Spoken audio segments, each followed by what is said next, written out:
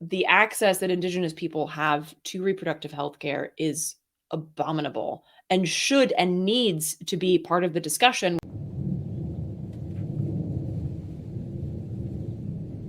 So it's been a year and then some since Roe v. Wade was struck down. And since that time, since then, some 14 states have prohibited abortion, and another 6 have added restrictions on the basic component of reproductive health care. Now, I want to start off with some cool shit that's going on in terms of how people are working around this.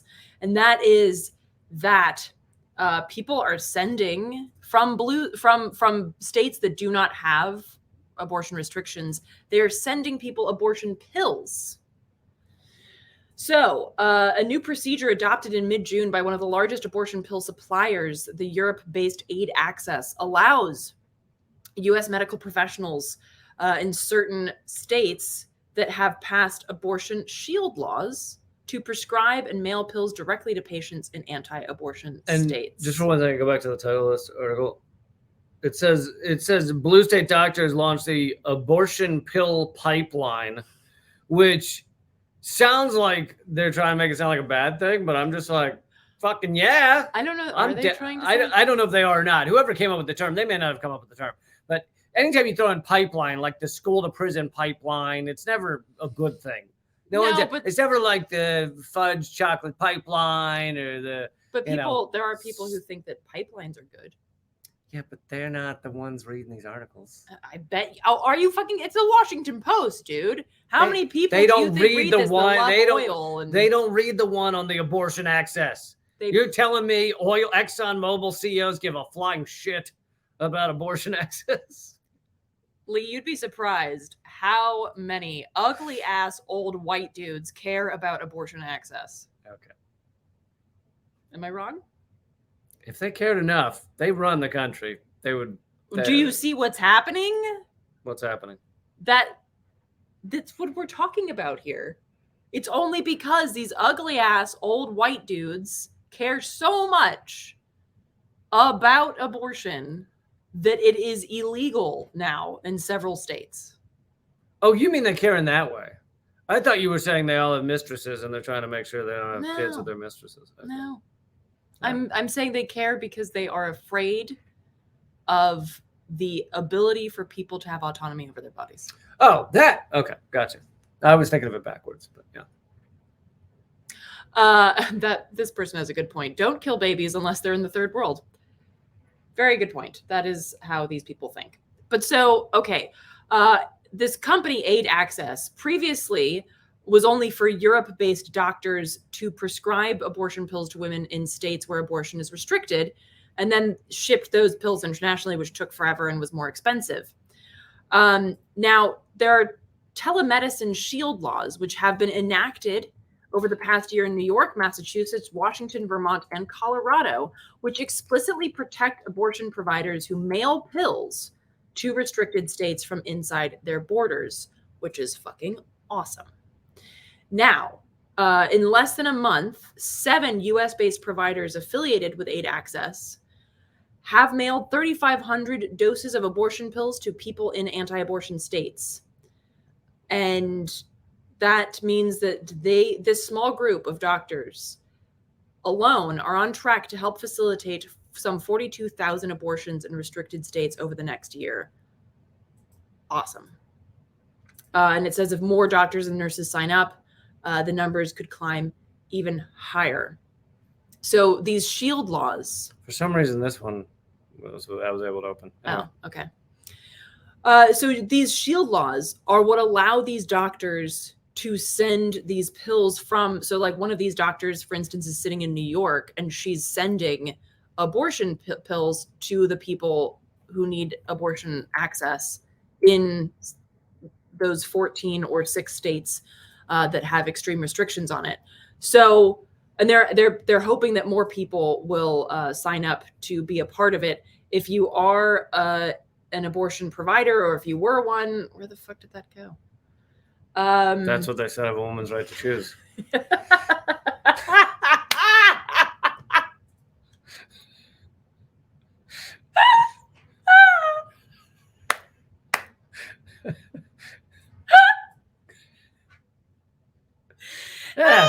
I finally got a laugh. Oh, Normally I good. just get groans. Oh, that's good. Oh. All right, now that you guys have heard it, can I just point out that when Eleanor really laughs, for some reason she does it in the most melodic, like it goes like up a key. That one, it's amazing. I don't know how one accomplishes that. It's like do re mi. Stop it. Do a dear. Lee, god damn it.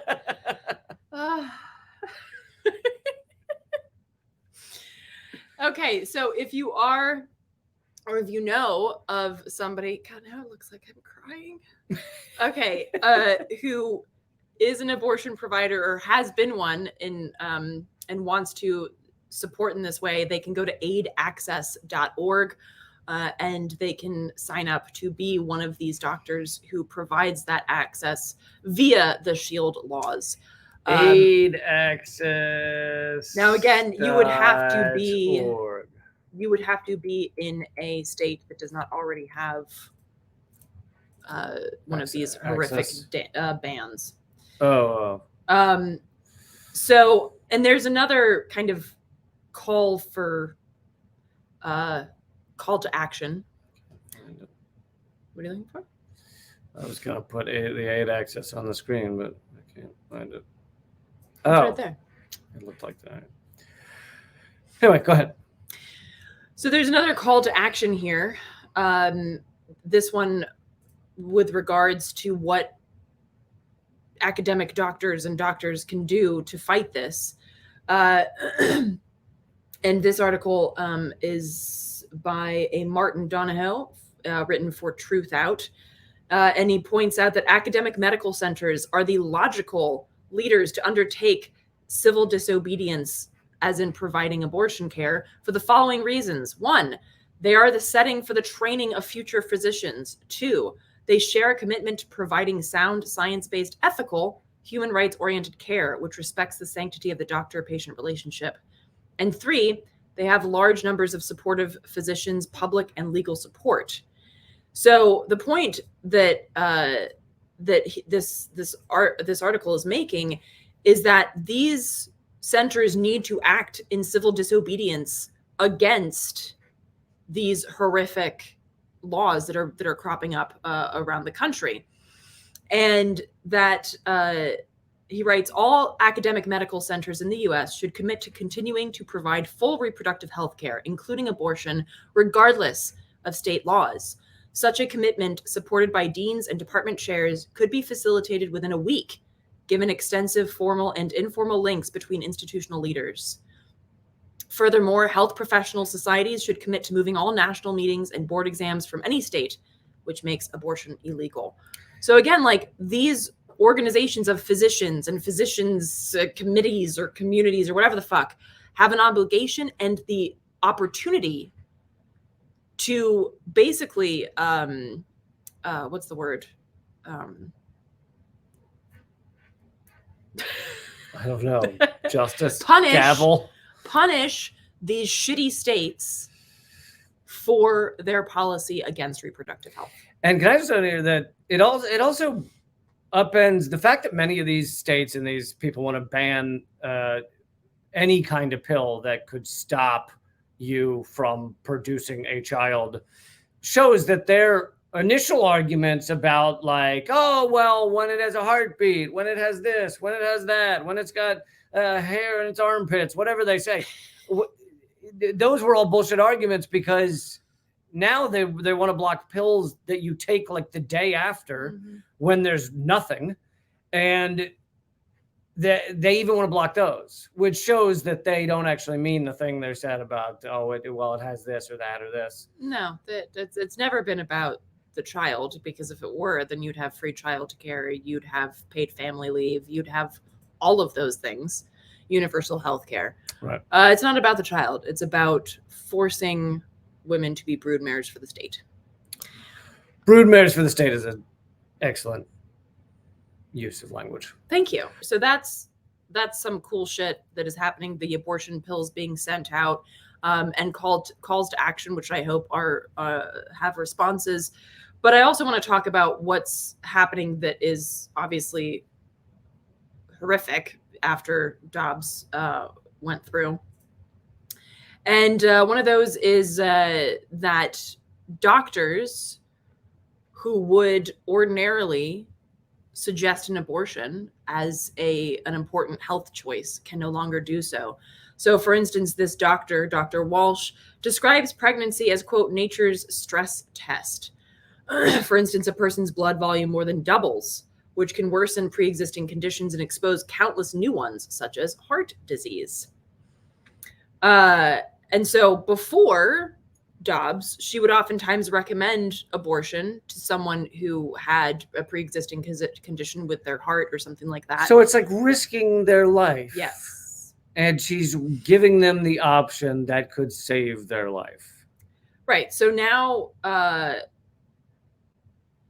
it puts these doctors in a position where they can't actually uphold the Hippocratic Oath, which is to, do no harm and to help people, because she is afraid that she will be, she'll have her license taken away or things like that, because a lot of these states, for instance, have an aiding and abetting clause, meaning that anyone even tangentially involved in an abortion could be liable. So she points out the act of opening the door is enough to prove criminal conspiracy. Which is just insanity. And another doctor writes, I have met with more hospital lawyers in the last 2 months than in the entire rest of my life. How about, can we have some laws where you get prosecuted for helping someone sign up for the military? I know, seriously. Can we do that? Yeah, if you were so pro-life, wouldn't you be more concerned with somebody going thousands of miles to murder and be murdered for the sake of oil right and gas? And if you're so pro-life, wouldn't that be pro-life for any human, not just ones within a certain border? Oh, well, down where that plant is, you see there, I care about the humans inside that area. So if you're pro all life, then wouldn't you be really just hardcore opposed to the proxy war in Ukraine, or opposed to the U.S. war in Iraq, or the war in Afghanistan, or the destruction of Libya, or the destruction of Yemen, or the destruction of Syria? Wouldn't you just be like viscerally disgusted by those wars? And yet they're not. No. They're not. And so I've never met one that is. No, because they're not. And this, of course, affects... It's a class and a race issue. So the people who are most affected by the pre-existing conditions, because we have a racist and classist healthcare system, I call it a sick care system, really. The people that are most affected by this are non-white, poor women. And there's another article here that Lee has up here. Yeah, finally one I have. You were like, I'm going to spend the most time on the one you can't pull up. So Indigenous people are oftentimes completely left out of the reporting on these kind of numbers. And this is a great article in a series by a good friend of mine, Jen Deerenwater. Please check out all of Jen's work. It's fucking awesome. She's also the founder of Crushing Colonialism, which is a great collective. So of the 14 states with total abortion bans, Jen writes, 9 of them have a combined total of 75 federally recognized tribes. That's a lot.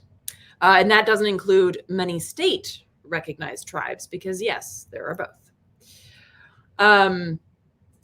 So first, Jen makes the point that Dobbs's majority opinion stated that abortion, quote, is not deeply rooted in this nation's history and tradition, but tribal nations are obviously way older than the fucking US, and have a long history of choice. So as one person that Jen interviewed, I'm trying to find their first name here.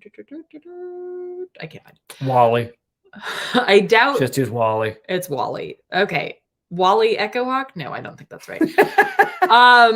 Indigenous communities within the United States have always exercised the option of choice. It was the role of birthing people to make the decision of when was the right time. And so that makes the Dobbs opinion totally fucking invalid, because Actually, there's a long history of abortion.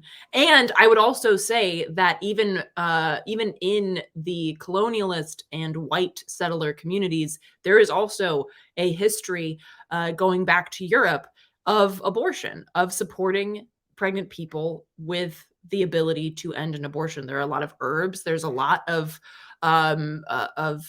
practices, I guess they would call them witchcraft, that would allow someone to terminate a pregnancy. Are And there some dances? a lot of dances. Yes. Actually, the seldom mentioned klezmer abortion dance is very popular in Eastern Europe. Klezmer abortion dance. Oh, I'm gonna get to the Jews in a second because this is cool. But I'm not. I get nervous any time someone says I'm gonna get to the Jews in a second. So, Jen also writes that 60% of pregnancy-related deaths in the U.S. are preventable. The incidence of severe maternal morbidity and mortality for Native pregnant people is twice as great as that of white pregnant people. And we're like the only country where these numbers are going up. Yes. Well, and also a recent study found that an abortion ban could increase maternal mortality by 24%. But again, the study did not include American Indians and Alaska Natives, which is not uncommon. Indigenous peoples are consistently left out of this reporting. And that also goes to that goes to show how poor the healthcare system, well, all of the systems are, about any kind of even menial support or giving a shit about Indigenous communities, and also how awful the outcomes are for Indigenous communities. So the maternal morbidity report for Oklahoma, for instance, showed a 36.1% increase in deaths in 2016 to 2018. The maternal mortality rate for all other races in Oklahoma decreased or stayed the same. So that should definitely tell you something. So it's almost like these states don't care about Native Americans as much as they care about others. It almost feels like that. Yeah. So the other thing is that there are, even before the Dobbs ruling, there was very little access for Indigenous folks to abortion care. And it's because of a lot of fucking bullshittery around the, like, it's called Indian Health Services, IHS facilities. And a lot of them don't provide abortion care. This goes back also to the Hyde Amendment and how federal funds can or cannot be used for abortions. So there's a lot of shit and a lot of red tape that was already in existence before Dobbs came down. And now this only exacerbates that situation.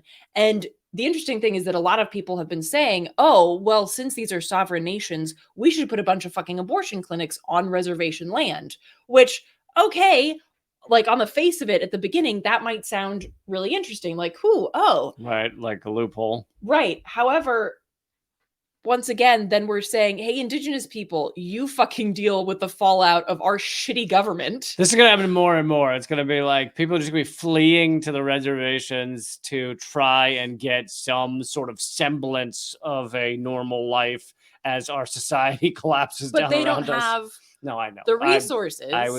It was a joke. I know, but I'm... Okay.